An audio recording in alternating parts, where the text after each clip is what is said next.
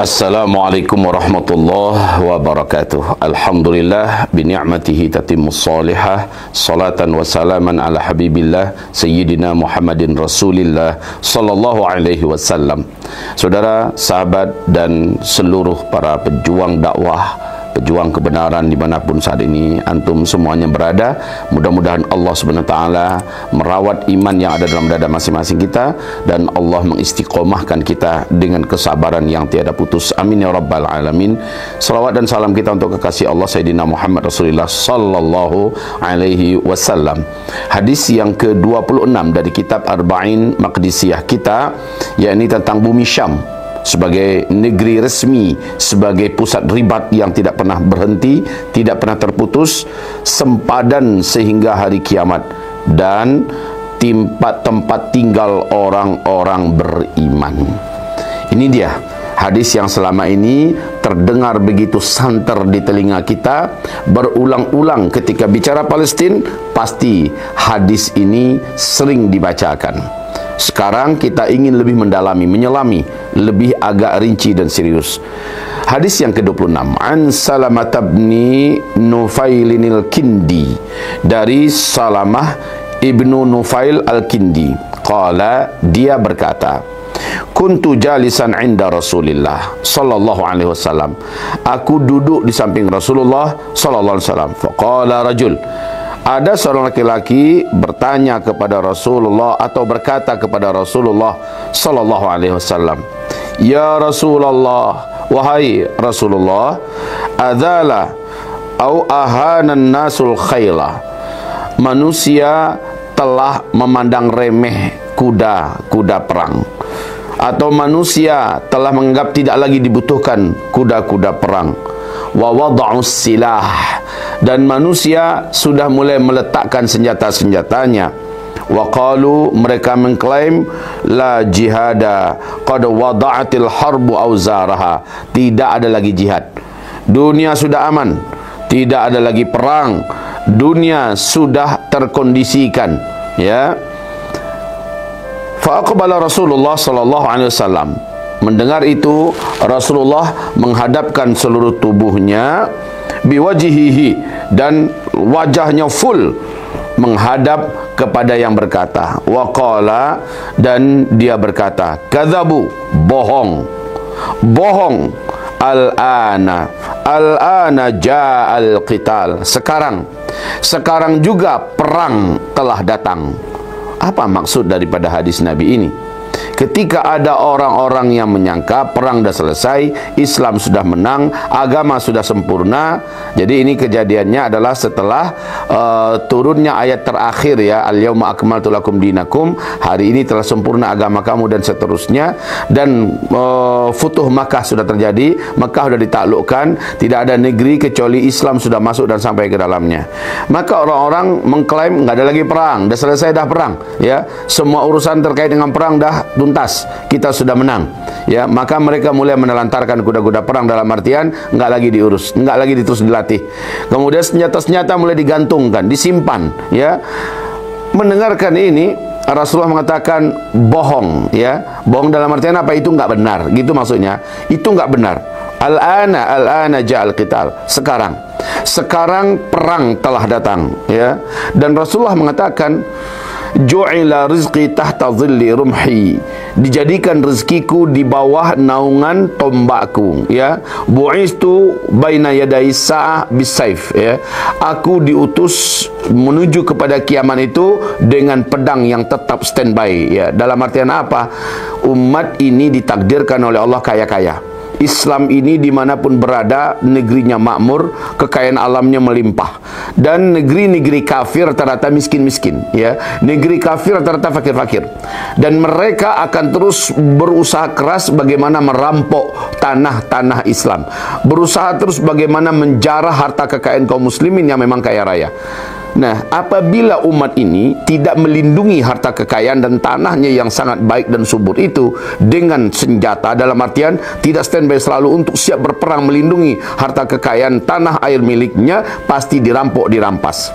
Makanya Nabi berkata, bu'istu baina yaday sa'ah bisayf. Aku diutus di antara hari kiamat menjelang kiamat, maksudnya dengan pedang, dan dijadikan rezeki di bawah naungan tombakku. Dalam artian apa? Harus dilindungi. Umat ini, kata Rasulullah, pada akhirnya nanti akan dirampok dari segala penjuru. Umat ini jumlahnya banyak, tetapi mereka lemah dan mereka takut mati. Dalam artian nggak mau lagi berperang, nggak mau lagi berjihad untuk melindungi kehormatannya, melindungi tanah airnya, apalagi melindungi harta kekayaannya. Maka mereka menelantarkan urusan jihad. Saudara dan sahabat yang tercinta, karena itu Nabi berkata, kadzabu, bohong atau tidak benar itu klaim dan pernyataan mereka. Al-ana ja'al qital. Sekarang perang itu telah datang. Wala yazalu min ummati ummatun yuqatiluna al-haq. Selalu ada, walaupun ada negeri-negeri yang mayoritas aman di mana-mana, kaum musliminnya, tanahnya masih merdeka, kekayaannya masih bisa dinikmati, tapi ada satu tempat, kata Rasulullah, ada satu umat di tempat itu, yuqatiluna al-haq. Mereka senantiasa berperang di atas kebenaran. Maksudnya mereka adalah pihak yang benar, dan mereka demi kebenaran, demi membela kebenaran, demi mempertahankan, memperjuangkan kebenaran, mereka berperang. Selalu ada. Apakah itu tempatnya di satu tempat yang khusus atau mungkin berpindah-pindah? Artinya perang itu selalu akan ada, dan umat yang berperang itu selalu di atas kebenaran. Wa yuzighullahu lahum quluba aqwam, dan Allah akan menyesatkan terhadap mereka hati-hati beberapa bangsa, beberapa kaum. Maksudnya enggak setuju dengan apa yang dilakukan oleh para pejuang-pejuang, para mujahid-mujahid ini, para petempur-petempur ini, enggak setuju.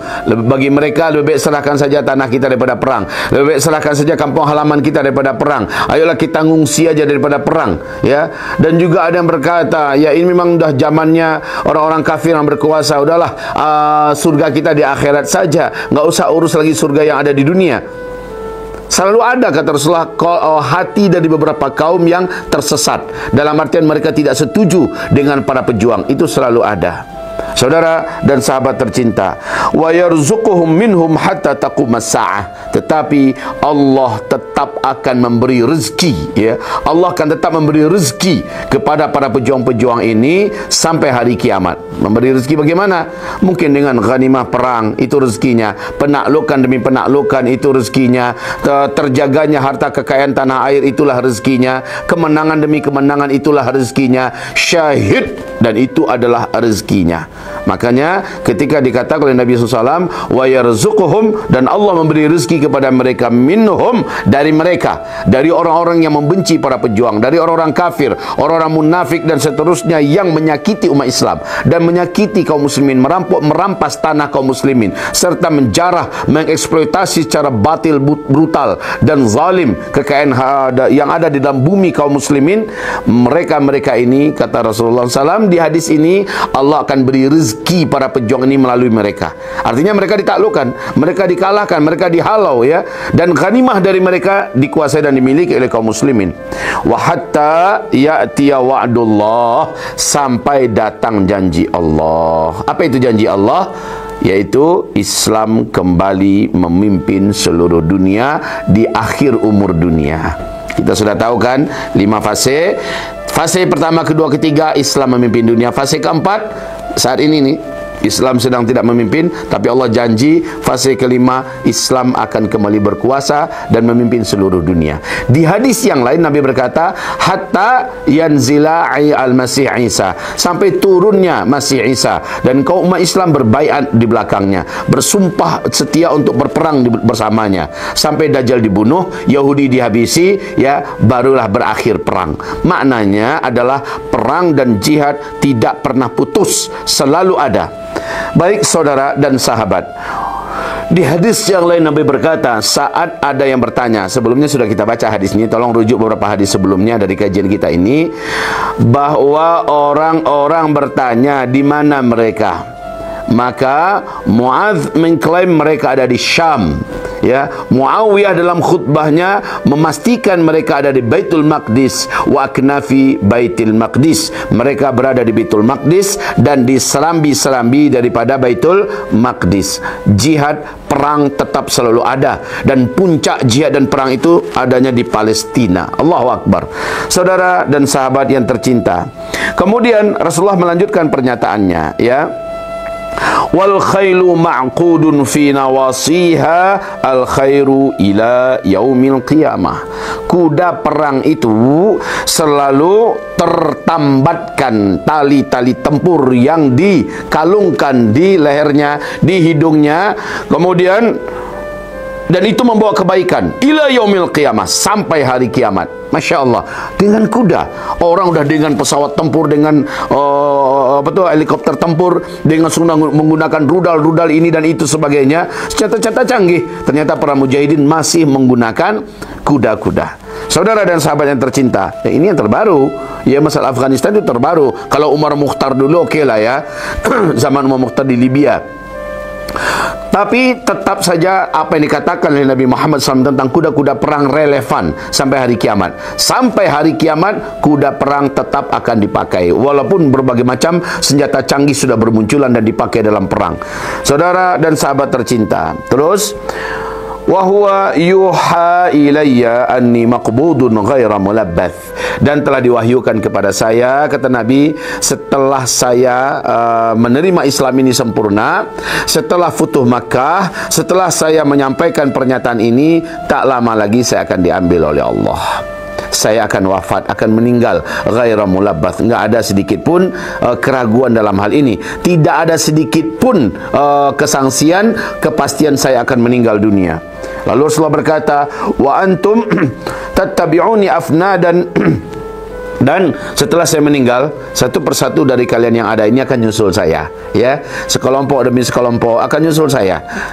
Ada yang meninggalnya normal, ada yang meninggalnya di atas di medan dakwah, ada yang meninggalnya di medan jihad, ya, di medan tempur. Sekelompok demi sekelompok.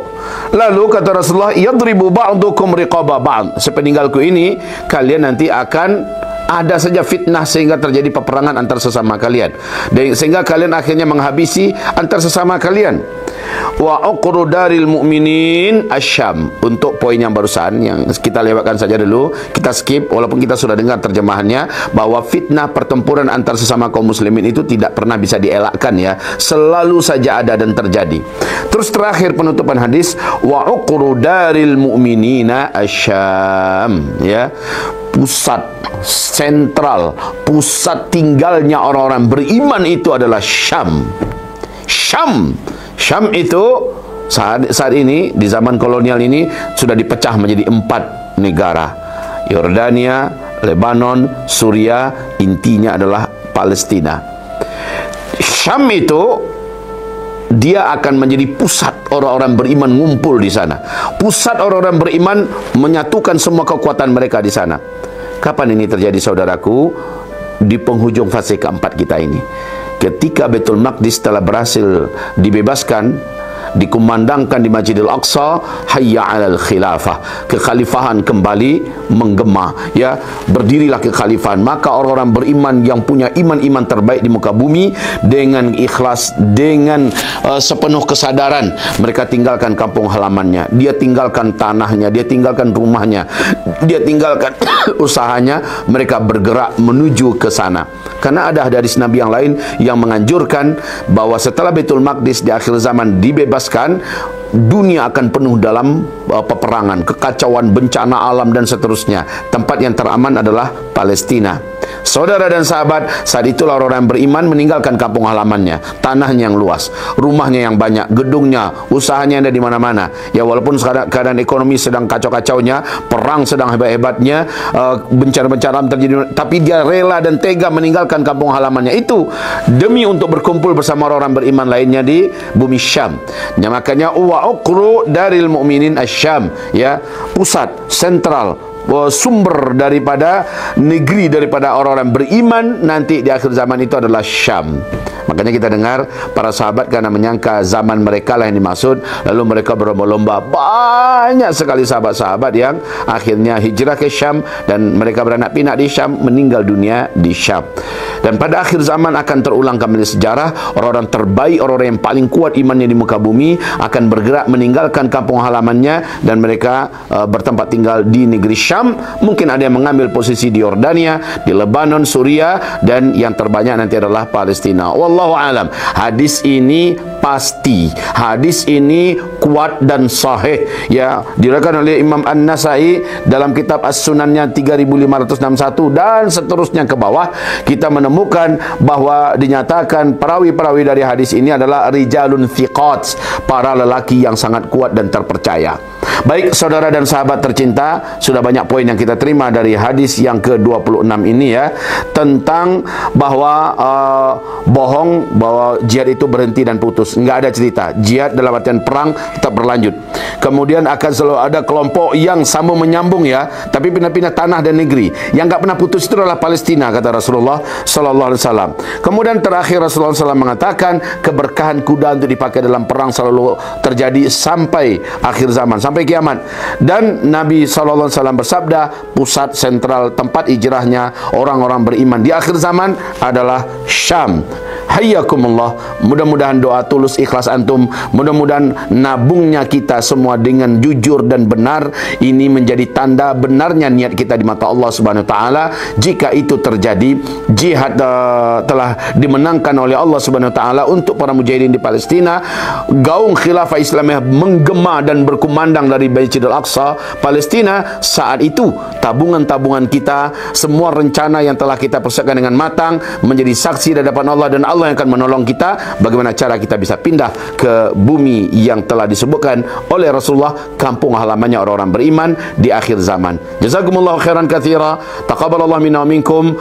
Ayo pasang niatnya, jujurkan terus hatinya, banyaklah menabung ke Palestina hari ini dengan menolong sesudah kita di Palestina. Niatkan, ya Rabb, ini tabungan hijrah hamba ke sana, ini tabungan hamba pindah ke sana, ya Rabb. Izinkan suatu hari kelak bila waktunya sudah datang, hamba dan keluarga hamba bisa bergabung di sana dengan rahmat-Mu, dengan karunia dan rezeki-Mu, ya Allah. Amin. Jadi terus nabung, caranya didiskusikan dengan Allah, dibahasakan dengan Allah, diniatkan dan dilafazkan kepada Allah. Pasti kita akan menerima apa yang kita niatkan, pasti Allah akan menepati apa yang telah dijanjikannya, bahwa orang yang meminta, orang yang memesankan kepada Allah, orang yang menitipkan kepada Allah, Allah akan terima, lalu Allah akan kembalikan dengan jauh lebih baik dari apa yang telah dia titipkan kepada Allah.